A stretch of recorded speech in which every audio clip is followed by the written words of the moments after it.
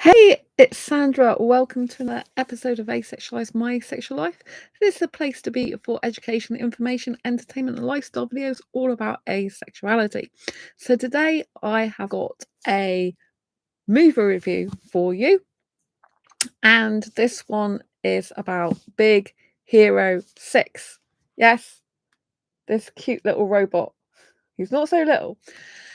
And if you haven't already seen the movie and you're going to see it, then please do not watch this video. Otherwise, please proceed to listen to it. So I'm an asexual who's personally sex repulsed for me. I don't like sex in movies, and I try to find as many movies as possible that have no sex in them. And Big Hero 6 is no letdown in this way because it doesn't have any sex in it. Doesn't have any sex in it. Only 6 people who are heroes. No sex in it whatsoever. Oh my god, I got my 6 and my sex words mixed up, didn't I? So it's Big Hero 6, not Big Hero Sex. You have to laugh. If you don't laugh, you'll cry. So, Big Hero 6, yes. Let's crack on. So, Big Hero 6 is about a boy named Hero. He's a 14-year-old boy, and he is into having robotic fights. But these are illegal fights. So he makes his own robot to have these underground fights to win money.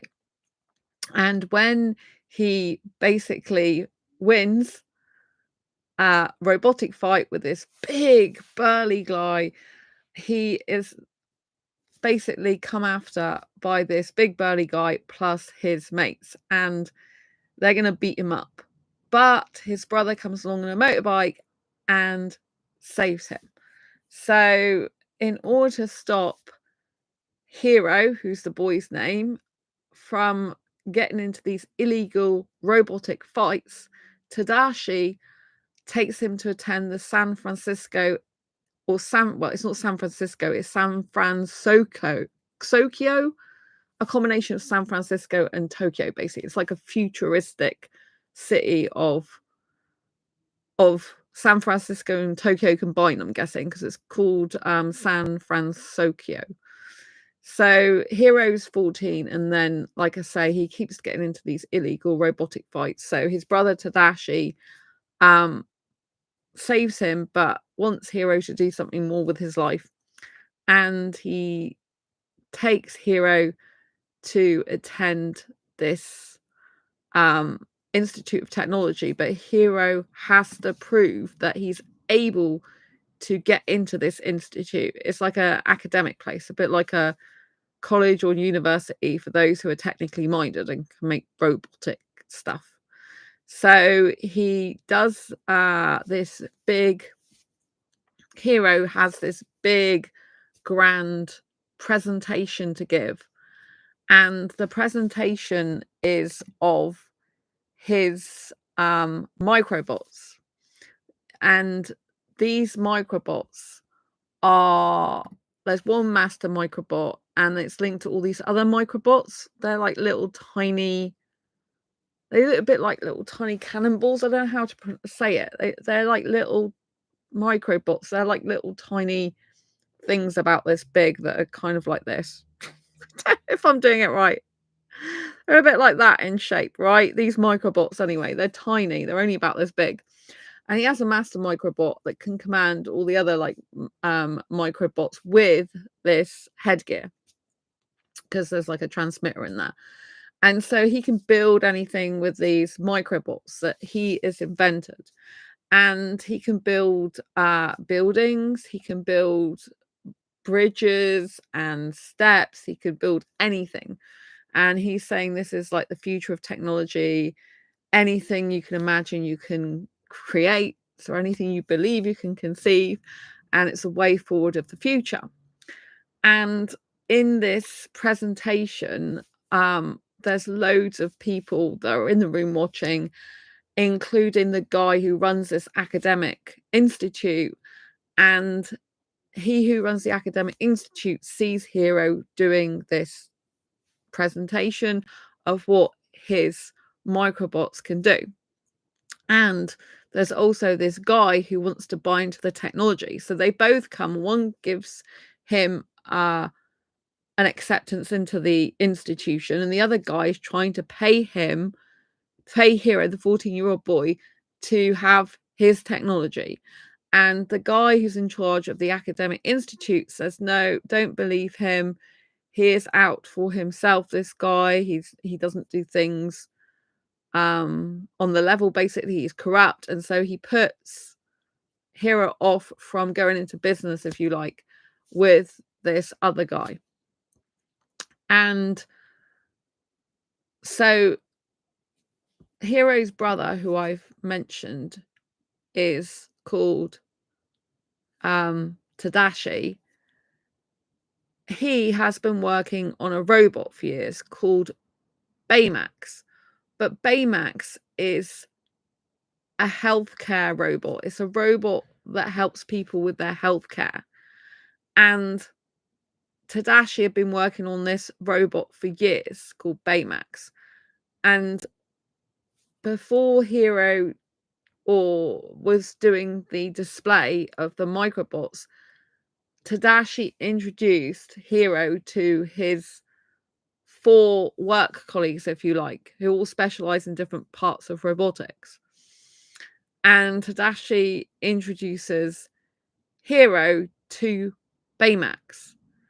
And Baymax has to stand on this platform, and it's like a little platform, and then he goes into this box if someone says they're happy with their healthcare. And so they have to say they're satisfied with their healthcare or happy with their, I can't remember the exact words, I think happy with my healthcare, satisfied with my healthcare, for it to basically go back to sleep. And so anyway, to cut a long story short, what happens not long after Hero has got accepted to this academic institute, Hero walks out with the microbots, and what happens is they walk away from the academic institute, and where Tadashi and Tadashi's colleagues were making robotic stuff, including Baymax, and it all blows up in flames. And so because the person who runs the academic institute is like a professor, then Tadashi, who is Hero's brother, decides to go in and save this professor.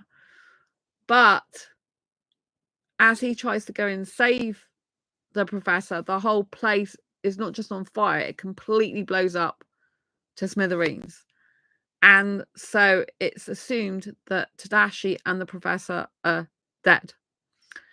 And Hero then is in grieving, and Hero lives with his auntie because his parents died when he was young anyway. So he's got no brother now, as well as no parents, and it's very lonely, and he's grieving, and he's really isolated, and his auntie wants him to go and study, and he's like, oh yeah, sure, whatever, but he's not really up to it. So cut long story short, while he's grieving, he activates accidentally Baymax. So Hero doesn't realize that Baymax is in the same room, because it seems like Hero's got a certain part of the room sectioned off, which was for his brother Tadashi, but Tadashi's dead. But Tadashi's robot Baymax was actually in the room with him. And although Tadashi wasn't there anymore because he got burnt alive basically at the institute where Hero was giving his presentation, Baymax wasn't in the institute, which Hero thought he was. Baymax was actually in his box, I told you he's on like this platform. He goes into this box when no one needs him. So fortunately, Tadashi had kept him at home. You can call the robot a him, but it doesn't really matter. I kept Baymax at home. And so that's how Hero then starts to get to know Baymax. And Baymax is a healthcare robot. And it's Baymax's job that Tadashi programmed him to be able to read the bodies of people to see what their hormones levels are, to see what their stress levels are, to see how they're feeling on a scale of 1 to 10 in terms of emotions. And what happens is Baymax senses that there's something wrong with Hero, who's obviously grieving, but Hero just denies it and says everything's all right. And then Hero ends up being squashed between the bed and his like chest of drawers, I think it is, and shelves with stuff flying off it, like robotic. I think it's like robotic. I think they're robotic statues or something that falls on him. And in the end, he has to kind of give in to talking to Baymax. And so it's really interesting how the relationship between Baymax is progresses throughout. I was going to say is and progresses throughout the whole movie. So Baymax and Hero become really like good friends, if you know what I mean. At first, Hero's like really resistant to Baymax because Baymax is a healthcare professional and robot, and Hero's just like, oh, you know, like you're irritating me type thing. But then they become friends and they work out, or Hero works out, that the fire was not an accident. So because what happens is after Baymax is activated by accident by Hero, all of a sudden that I told you, like he's got a master, one of those microbots. He's got like a master one. He's kept it in like a petri dish, I think it's called. Anyway, it starts vibrating, and then it's a really funny scene where Baymax says, will it help your mental health, or will it help your health if I go and find out where the, you know, what's happening with this microbot that's vibrating? Will it help if I find the source of the vibration, because it's vibrating to take us somewhere? And Hero's like, yeah, sure, it'll help my health, because I think Hero just wants to shut Baymax up at this point in time. But Baymax is like, okay, and starts walking out the door and walking in the streets, and all these traffic's coming, and Baymax is just literally holding the microbot and walking with it in like this petri dish, I think it is, this like kind of perspex container. And he's just walking across streets, not even like taking him in and on board. There's loads of traffic coming, going down streets, having to squeeze past people and all sorts of stuff. And it's a really funny scene where Hero has to go through the restaurant, go out the home, go through the restaurant, because that auntie runs the restaurant. So they have to go down where they live, down the stairs, go out through the restaurant. The auntie's talking to them, going, oh, I'm so, you know, are you going to go to back to study, blah, blah, blah. And he was like, yeah. And she's like, oh, it's so good. And she won't stop talking to him for a while. And then Hero's like dashing out the door and going after the robot Baymax. And so Hero's having to dash in and out of traffic. And it's a very funny scene. I really like this scene. It's one of my favorite scenes of the whole movie. And he manages to catch up with Baymax, a robot. The robot looks like a marshmallow, by the way. I should have said this, like a white marshmallow. It's like got this big inflatable, or looks like a big inflatable body, white. And so it's not a traditional looking robot. It's like really big, like a blancmange stomach. And so the Baymax goes on like this tram, and Hero is running after Baymax. And then you know, Hero's having to try and keep up with Baymax all the time. It's really funny. So anyway, in the end, the microbot led Baymax, which led Hero to this abandoned warehouse, and they find out that something's gone on in this warehouse. And in fact, they're making microbots like Hero has, and they're making them in droves. And then what happens is the master microbot that they've got then attracts all the other microbots' attention, because it's like magnets they attract. And so then all these microbots in big droves that form mountains of microbots come after Baymax and Hero. It's some really good funny parts to this movie, and I love the bit where they're trying to fit down corridors and stuff to even get in the building the abandoned warehouse, Baymax had to deflate himself and then flate back up again, because he couldn't even get through the window because there was a lock on the door and there was an open window, but Baymax was too big to go through it. So Hero basically has like Baymax as an extra like hero sidekick to him, if you know what I mean. And so the two form a really good friendship, get really, really close. And then what happens is they realize that the fire was not unintentional, it was intentionally done. And so Hero decides that he needs to find out what's going on and take revenge for his brother's death. But he thinks it's the guy who wanted to pay him a lot of money to have his microbots become his own technology. If you remember at the institute, I said there was like the professor who's meant to have died and the guy who asked to pay for his technology to have it. And so he thinks it's the guy who offering to pay for his technology. And so he goes, but the guy who is in charge of the warehouse, the microbots, is like this masked, mysterious person. And what happens is Baymax decides to call Hero's friends because Baymax says you shouldn't grieve alone. You need your friends around you. So Baymax then calls the friends up, and at that point in time, Baymax and Hero have ended up going to the place to take revenge on the guy that they believe is a masked guy that was behind the fire that killed Hero's brother. And the friends that the robot Baymax called, all of Hero's friends turn up, but they're in grave danger because this mass villain is there with all the little microbots. And what happens is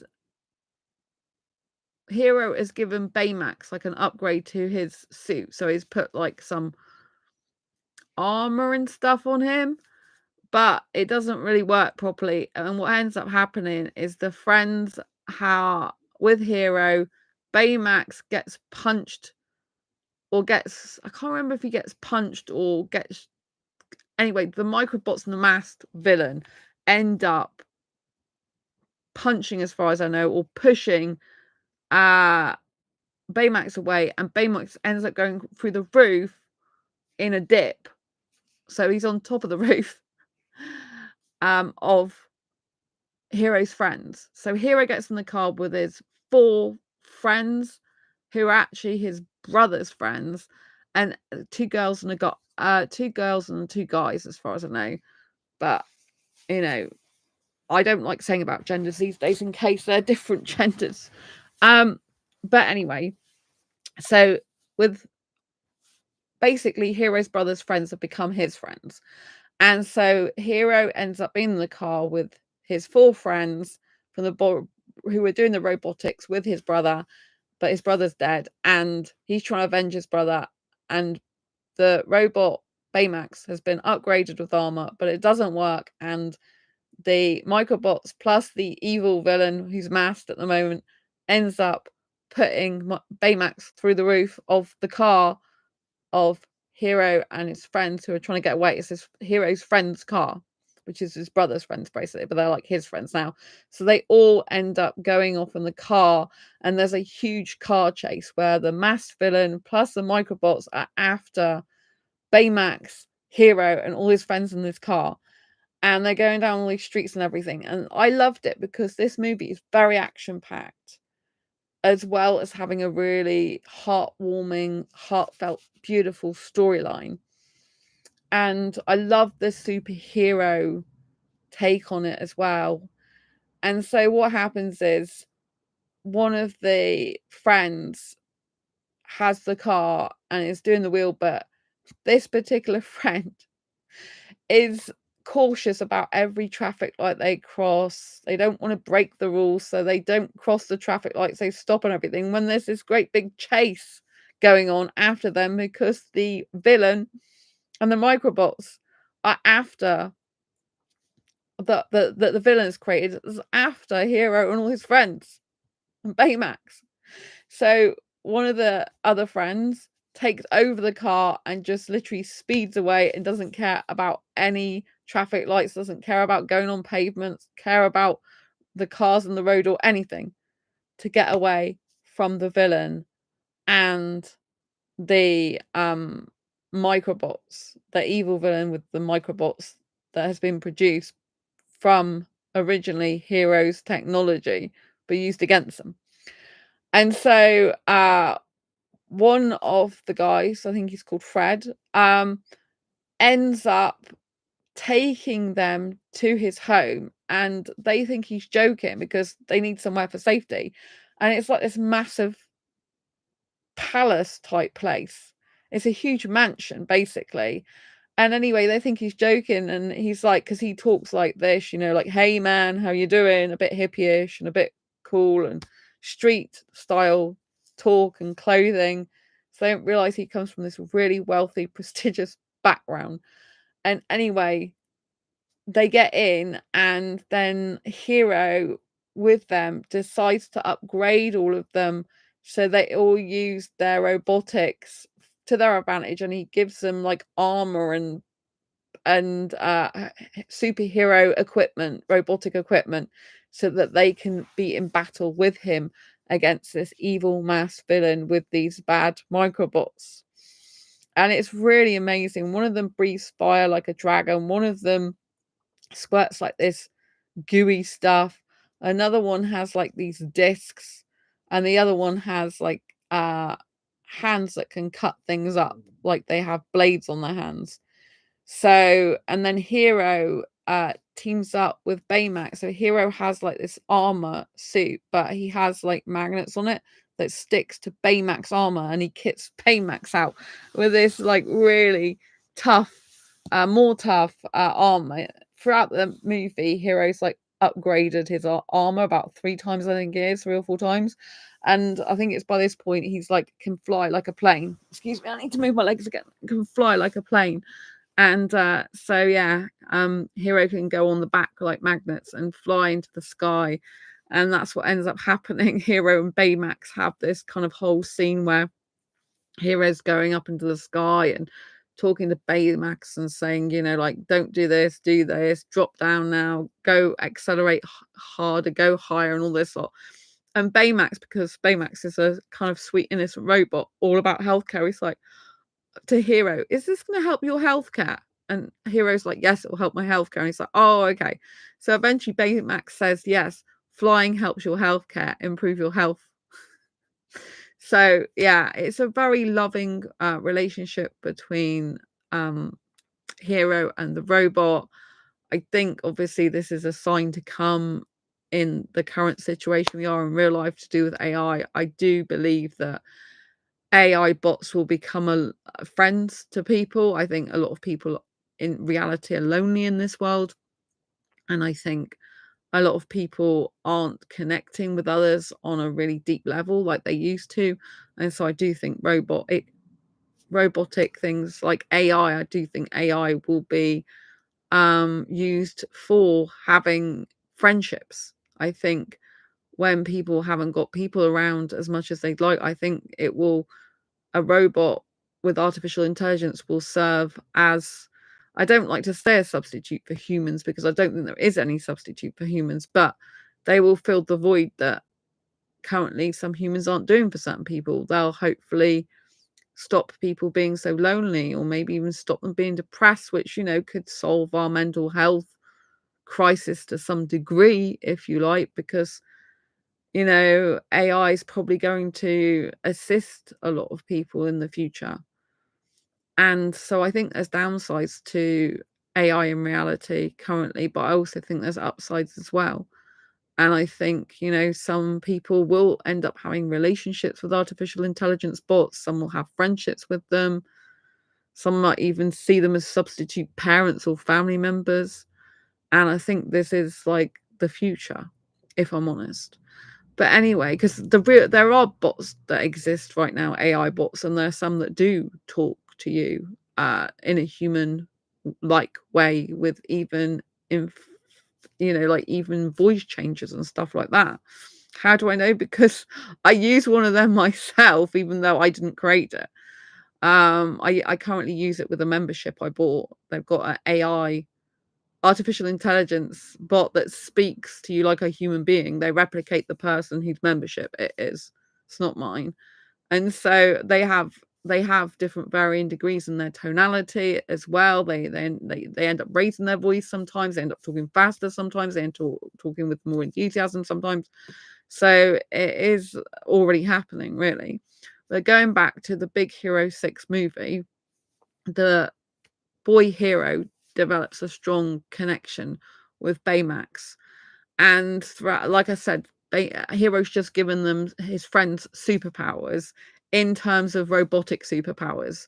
Without the robotic aids, they wouldn't have superpowers, if you like, but they're strong in their mentality to be able to adapt and use these robotic features that Hero provides for them, which is one is like a dinosaur type suit which breathes fire.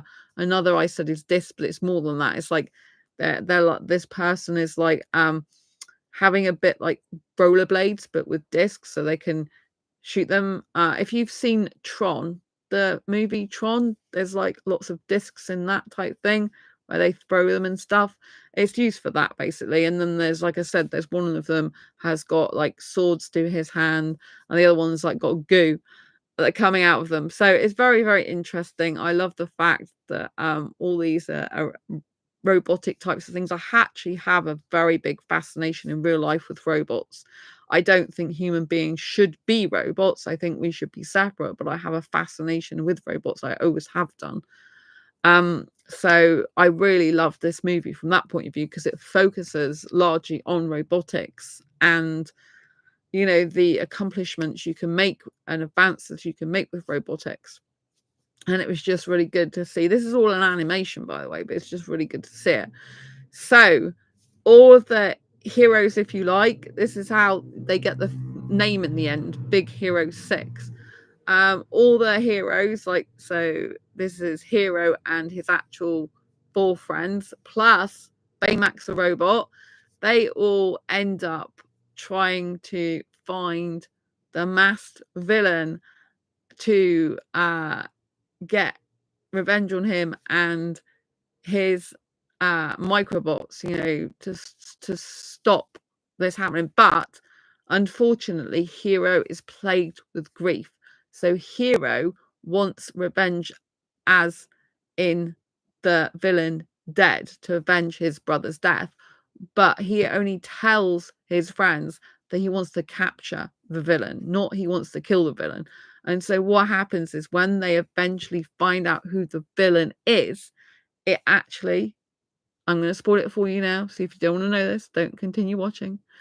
It actually isn't the guy who he thought it was. He got it wrong. It's not the guy who was going to pay him a lot of money to take on his technology. It's actually the professor, the guy who's like the head of the academic institution. And that's who started the fire. And so Hero's brother went into the fire to save him and was killed for nothing, because the professor used Hero's own microbots to save his life, to build like this pyramid around him to protect him from the fire. So he was always going to be safe. But Hero's brother didn't know that, and Hero's brother basically died in vain. So when they capture him, Hero doesn't just want to capture him, he wants to kill him. So he changes Baymax's microchip from the one his brother did and puts a new microchip in him. And this sends Baymax completely berserk and in a killing frenzy, actually being violent to all his friends, not just going after the villain. And Hero really wants the villain killed, but all of the friends, the other heroes, are like, this is not what your brother would have wanted. And Baymax is meant to protect people and their health, not actually kill. He's not programmed originally by your brother to kill. Anyway, Hero won't really listen to them, and one of the Hero's friends, which were originally his brother's friends, actually swaps a microchip to make Baymax back to the way he was. Baymax then apologizes to all of Hero's hero friends that, you know, for any any actions he did, but for any actions he did towards them. So I really like this part of the movie when they're all about, yeah, you can kill, but obviously it's not going to make things any better. And that's not what he's programmed for. The robot and his brother program the robot to be loving and caring, and Baymax ends up comforting Hero, and Hero's like, my brother's gone, you know, this guy's responsible, he wants revenge. And he's like, Baymax is like, your brother isn't gone. And he's like, yes, he is. And he keeps saying he's not gone. And then in his programming, he's got all the videos of his brother trying to create him. So he's got the videos of Hero's brother creating Baymax himself and all the trials and tribulations he went through to get him to be a healthcare robot and to function properly. I think he went like for about 36 different attempts to get Baymax to work properly. And he was always saying to his brother Hero, you know, never give up, you know, still be determined, just don't give up. I believe in you.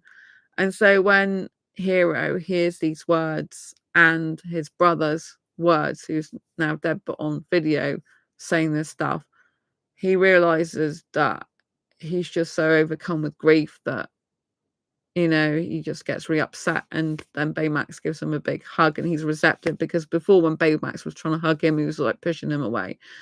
And so instead of seeking revenge, he then gets the heroes with him to try and find the masked villain again, to capture him properly, to get him to be put in prison. And there's an ending which I was crying over. I'm like, you can't do this. This is so sad. I can't take any more traumatic endings. Ready for it? Here we go. So, Baymax and his hero friends, which is his brother friends plus Baymax. So you got Hero, Baymax, and Hero's brother's friends, which is his friends now. The other heroes are all together to try and capture the villain, not kill him. So they have to use all their powers against their robotic powers against the villain, who we end up knowing was actually the professor. And they try and capture the professor, but it takes them a long, long time, and things don't go according to plan for quite some time. And then Hero's like, just think outside the box, think of a different way of doing things, because that's what Hero's brother used to say to them. Think outside the box. Don't just think literally, think of other things that you can do that maybe not so natural, but is different, that if you just use your intellect and think outside the box creatively, you can come up with the solutions that will be the right ones. And so that's what Hero tells them to do, and they all get out of because they're all trapped by the villain and the microbots, including Baymax. And Hero's like saying, think of different ways of getting out of your situations, which they do, which is amazing. And at the very end, they unveil the professor. They do capture him. But I was so upset, because what happens is, throughout the movie, which I haven't actually told you, in one of the warehouses, they find this equipment, and it's time travel equipment. And that's what the professor was actually working on, time travel. And the reason why was because the professor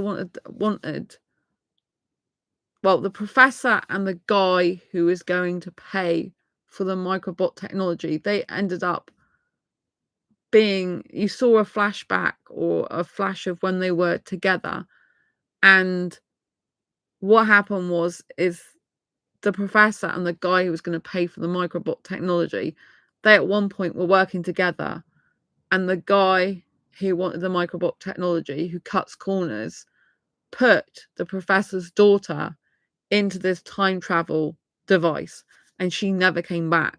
And so he was trying to take revenge on the guy who wanted to buy the microbot technology, and he was trying to kill him.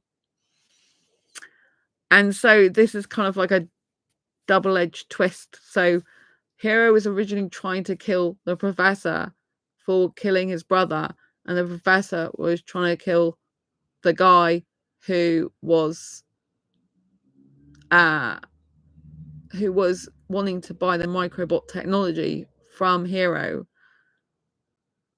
because he thinks he killed his daughter, because he sent her off in this time travel device, and he knew it was dodgy and that it wasn't really totally ready, but he was cutting corners and says, let's go for it anyway. So she's meant to be dead in space and time, never made it back. But because of the nanobot technology in the very, very end, Baymax realizes that the microbot is saying there's still well, it's not the microbot actually, it's Baymax himself. Yeah, Baymax himself realizes when he goes towards the time travel that he can sense, because he's got extra sensors now. That's it. Hero updated his sensors, so he has extra sensors that he can sense people's health, physiology from like miles all across the world. And so that's what it is. I remember now, because I said about a microbot, but actually it's Baymax that goes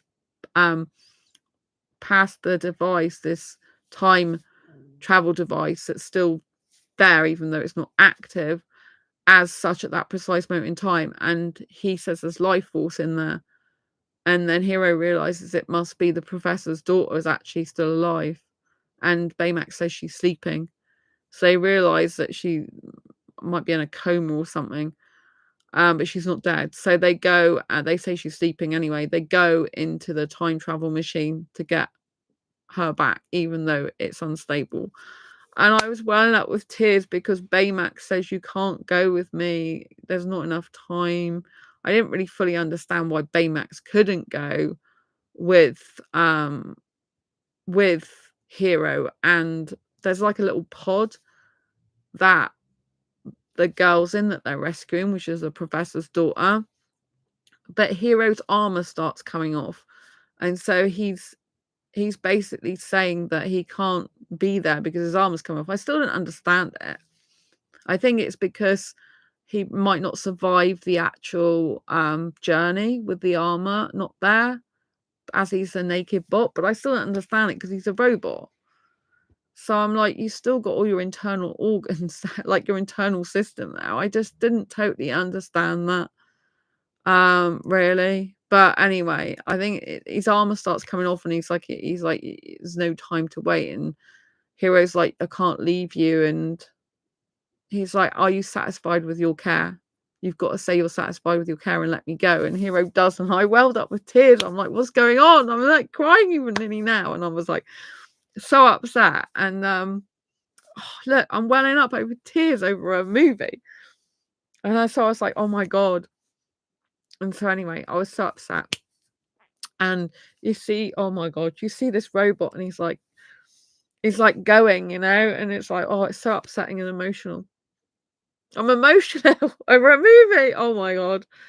It's like, oh my God. This is how I get over movies. This is how I get some movies. I'm like, oh my God, this is just so emotional. So I'm putting, because I actually used to be very good at acting. I am good at acting, and I put myself in the heads of the actual characters.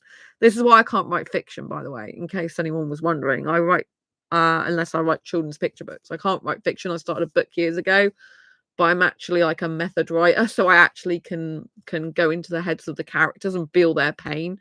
And that's why I had to stop writing a fiction book years ago. You probably don't even notice about me that I started writing a fiction novel, way before I found out I'm asexual, and I had to stop it because the characters were in turmoil. It was like a heavy drama, and there was lots of difficult themes running through that book, including abuse and dark stuff as well. And I just ended up feeling the the pain of the characters. It was like they would, the characters used to talk to me as well in that book and tell me what they did. I thought that was a load of rubbish when I heard that authors have their characters talking to them, and then I started writing that fiction book, and I knew it was true. The character, I would just be like, so what do you do then? And the character would just tell me, oh, this is what I do for a living. It's the most weirdest experience, but I had to stop writing that book because I just was feeling pain all the time. I was getting upset all the time because I really get into the minds of the characters, like I am them or in their position. And so if you're writing about abusive stuff, dark stuff, your mind can end up getting very dark and depressed and upset and pain, a lot of emotional pain, and you don't need that. I certainly don't need that. That's why I stopped writing fiction. I left my main character in turmoil, emotional turmoil. I can still remember a lot of the story now. It's that dramatic. It's that impregnated in my mind. Yeah. So I get really, I get really emotional. I can feel other people's pain in real life because I'm an empath. Sometimes it's not helpful to do that, and other times it's a gift. So anyway, in this movie Big Hero 6, I was in floods of tears, and I was so upset. I was like, how can the robot and him hero part is just so upsetting, and the robot still had this one part of his suit of armor, which was a hand it's like a fist, a glove that comes off, because that came off before, because Hero programmed the actual that actual part of the armor. He programmed it to be like a hand, a fist, like a glove, like this, so that it could come out of the suit and it could do things in and of its own, a bit like Iron Man, to be honest. If you've seen Iron Man, you might know that part of Iron Man's suit comes off, especially in Iron Man 3. If you watched Iron Man 3, you can see that Tony Stark as Iron Man can use just the glove and can potentially do things with just the glove having powers. So it's like that concept, right? And so the glove has powers in and of itself, if you like, and it has like robotic thrust and things. So the hand was still held onto the back of the pod with Hero, and that's all that's left of the robot. That's all that's left of Baymax, and it's really upsetting. And so, oh my god, I'm welling up to tears on this one. It's such an emotional movie. If you like emotional movies and you get into the characters, then you'll be like, oh my god. I was like welling up with tears. I'm still welling up with tears. That's because I'm thinking about it really strongly. Oh my gosh. What is going on, people? What is going on? This is how I get into the real big characters. Oh my gosh. Especially robots. I do have a kind of soft spot for robots. Alex. Unrelated, but have you seen the Iron Giant? I know what the Iron Giant is. I'm not sure. I can't remember if I've seen the whole thing. I think I have. It was a long time ago, though. I know the Iron Giant, what you're talking about. But yeah, you're interrupting me. Probably helpful for my tears, actually. Distract my mind. Yeah. It's like a bluey grey thing, isn't it? I think I saw the whole movie, but I can't remember.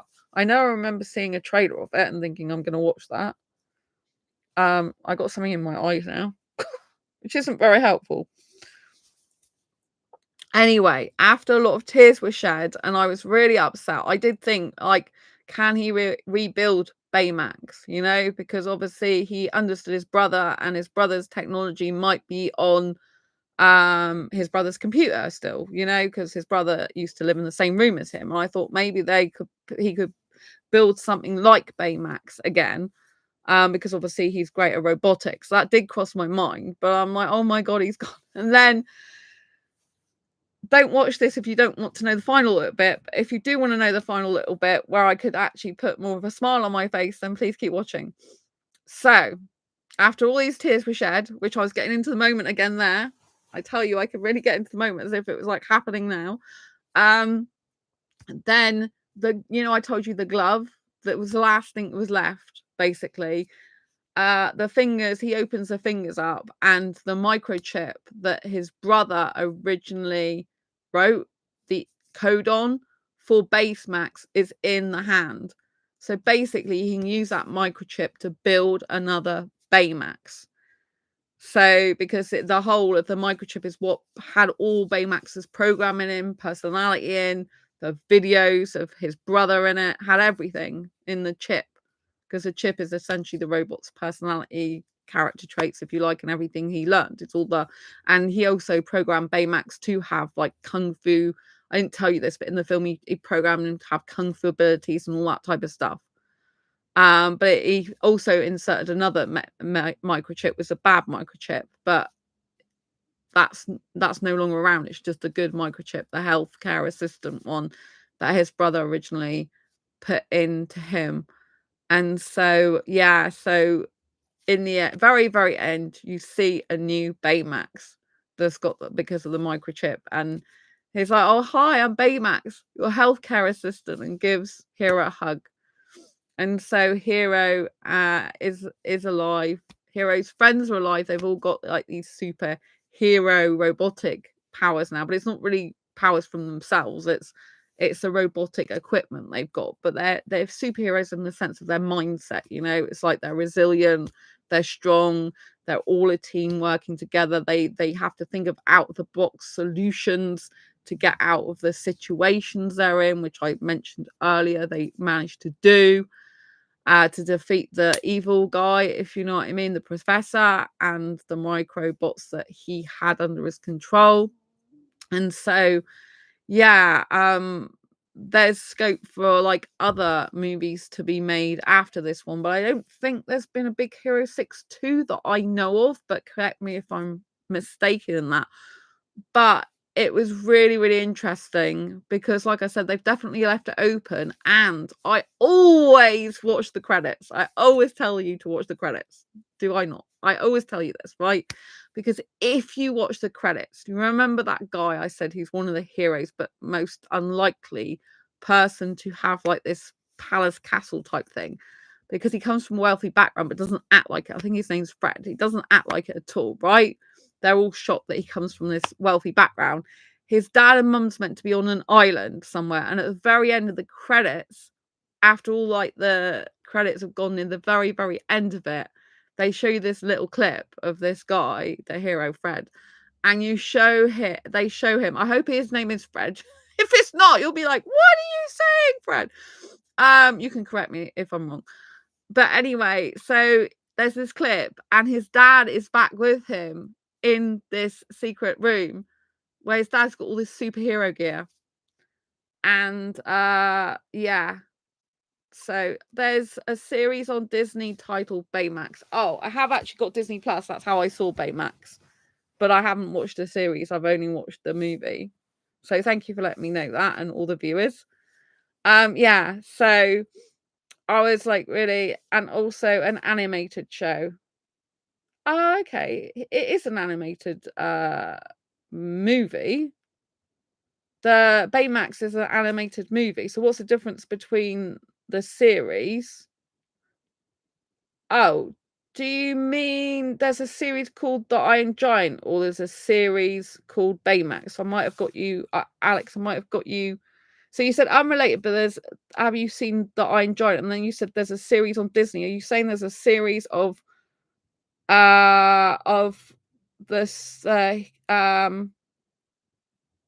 you know, are you saying there's a series of the hero movies? Big Hero 6. Are you saying there's a series of Big Hero 6? Or are you saying there's an animated show called... I'm getting confused now because I've got Disney Plus, but I haven't looked at everything to do with the Iron Giant or Baymax or Big Hero 6. So, but you said there's a series on Disney titled Baymax and also an animated show.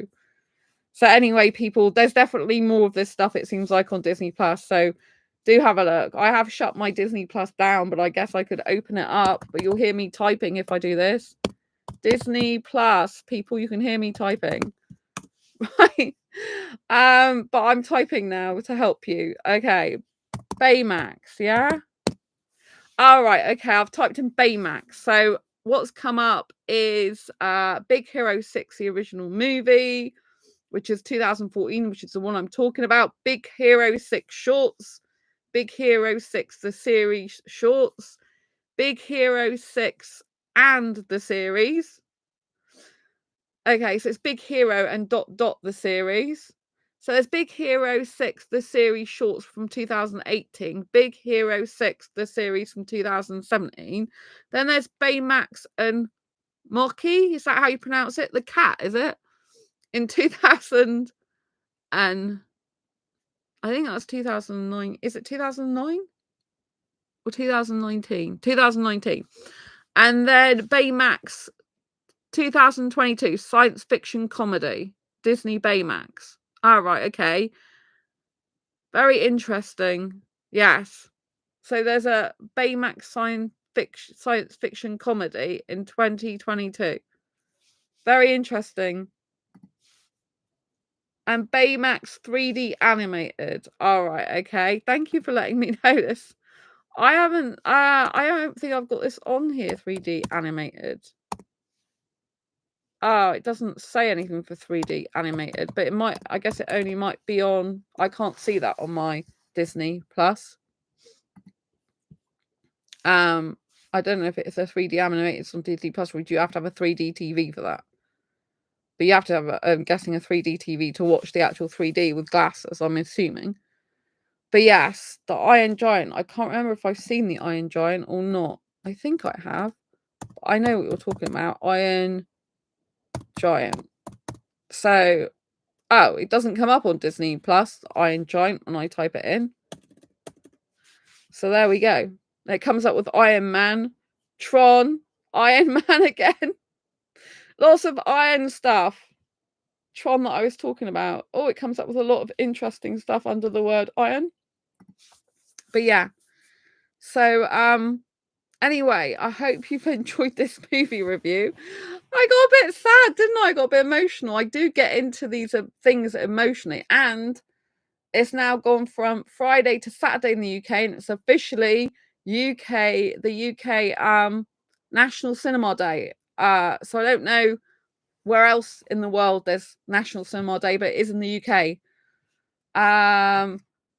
On the 31st of August 2024, when I'm still live on this, I started streaming on Friday the 30th of August. Alex says, sorry, I wrote poorly. Oh, it's okay, Alex. It's hard, isn't it, when I'm talking and you're in chat? It can be really difficult. I'm trying to read it as well as I'm talking. So I speak, and then because I'm looking at the camera, then I have to look away at what you're chatting about.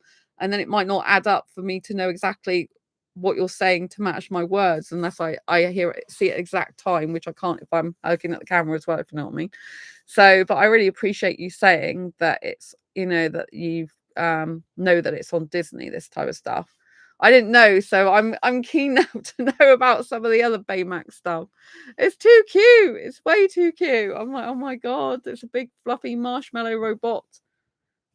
So cute. I think actually that's quite better really than a normal looking robot in some ways, because I think that you're more likely to feel it's friendly, whereas I think some of the other robots could be more like a Terminator style. Actually, Terminator 4D is on the cinema. They're bringing the original Terminator back on the cinema for National Cinema Day in the UK, but in a 4D enhanced version. I'm like, oh my god, what on earth is that about? That's on late at night.